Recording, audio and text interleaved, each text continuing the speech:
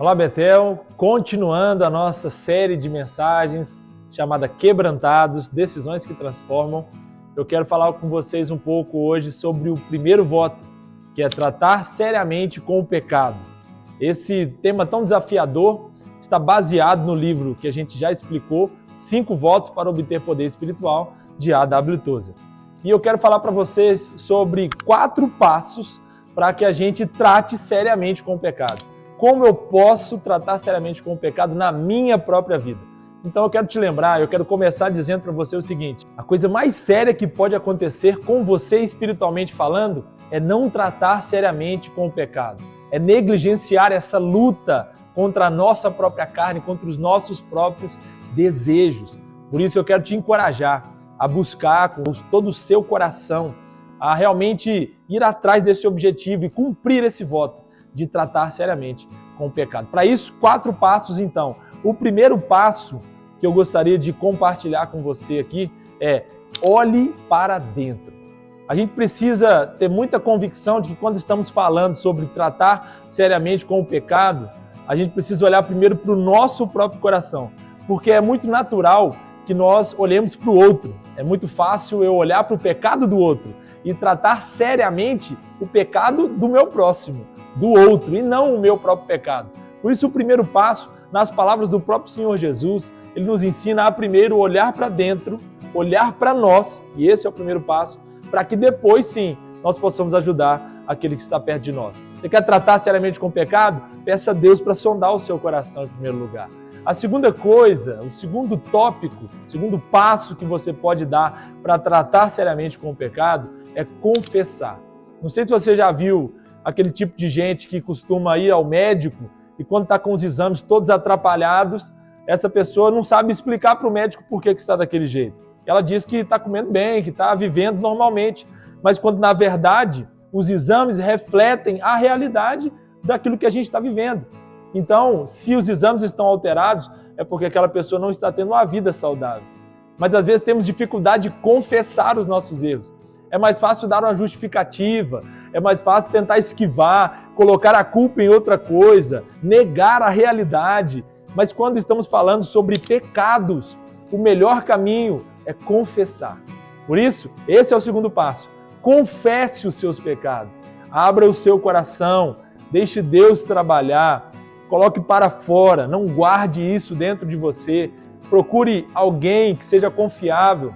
Peça ajuda para algum irmão, porque certamente isso vai edificar a sua vida, isso vai te auxiliar.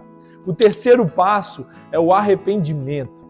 Arrependimento, da forma mais simples, a maneira mais fácil de explicar o arrependimento é mudança de direção, ok? Por isso o terceiro passo para tratar seriamente com o pecado é arrependimento. É quando você muda de atitude, muda de direção, passa a fazer uma outra coisa e abandona aquele velho hábito, aquele pecado.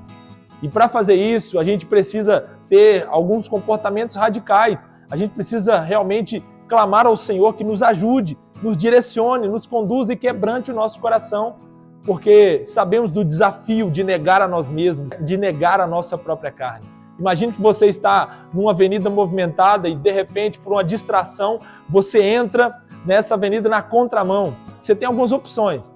Você pode pedir desculpa e continuar na contramão, você pode reduzir a velocidade e continuar na contramão, mas nenhuma dessas opções funciona. Nenhuma dessas opções te tornará correta naquilo que você está fazendo. Você continuará na contramão. Por isso, o melhor caminho, se você está numa avenida movimentada na contramão, é parar e voltar para o caminho correto, para a direção correta. Você precisa mudar a direção da sua vida. Peça a Deus para que te oriente nesse sentido e te mostre aquilo que você precisa realmente mudar o caminho. Os caminhos que você tem entrado que não glorificam a Deus. Em último lugar, o quarto passo é confiar na graça de Deus. Então vamos revisar: olhar para dentro, confessar, arrepender e confiar na graça de Deus. Por que esse ponto é tão importante? Porque ele coloca Deus no centro. Ele nos lembra que toda luta contra o pecado só faz sentido se essa luta for em Deus. Com a minha própria força eu não consigo. Com as minhas próprias habilidades eu não consigo. mas se eu confiar em Deus e se eu buscar ao Senhor, eu consigo. Por isso, o meu desafio para você é: confie na graça de Deus. Como eu posso confiar na graça de Deus de forma prática?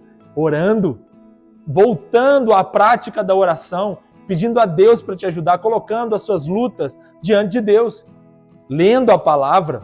Parecem coisas tão básicas, mas ao mesmo tempo são coisas que nós negligenciamos tanto.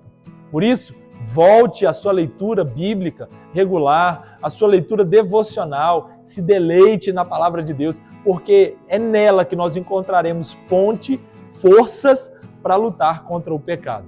Você quer então vencer os pecados que estão assombrando a sua vida, estão às vezes te afastando de Deus? Siga esses 4 passos, siga esse roteiro e certamente o Senhor te ajudará nesse desafio. Eu espero que de alguma forma esse conteúdo tenha edificado a sua vida. Eu desejo que o Senhor te abençoe. Vamos juntos tratar seriamente com o pecado, viver uma vida santa, porque isso agrada ao nosso Deus. Esse é o comportamento de um coração quebrantado. Jesus abençoe a sua vida, fique com Deus e até mais.